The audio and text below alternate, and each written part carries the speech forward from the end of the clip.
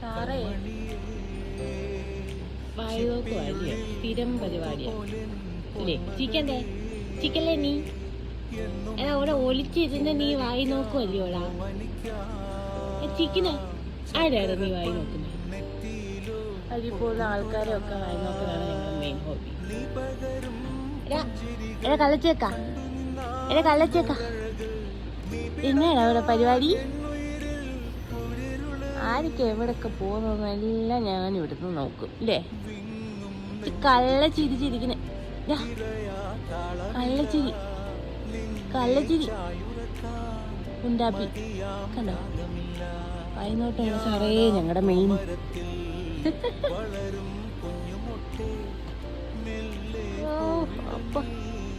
പിന്നെ അവിടുന്ന്